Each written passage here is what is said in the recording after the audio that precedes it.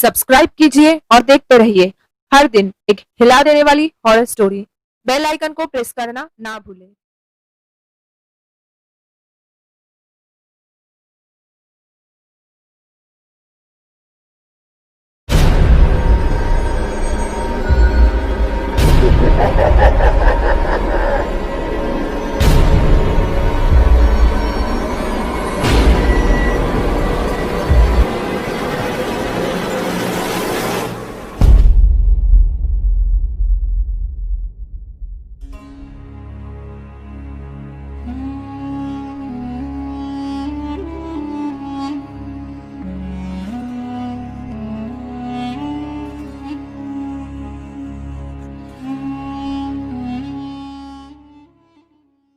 दोस्तों, जब बात आती है रामसे ब्रदर्स के हॉरर मूवीज की, तब उनमें से सबसे पहले जिस मूवी का नाम आता है वो है वीराना।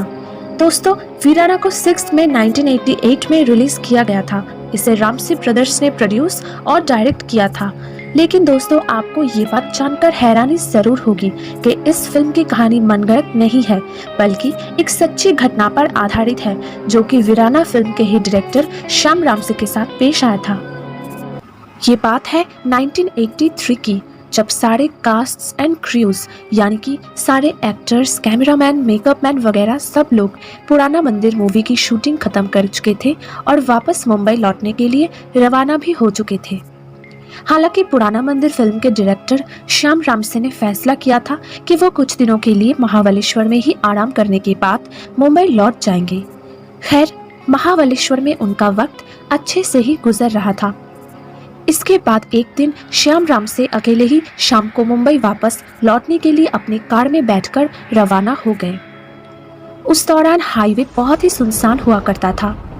ऐसे ही सुनसान रास्ते में कार चलाते चलाते अचानक श्याम रामसे को रास्ते के ठीक बीचों बीच एक औरत नजर आई।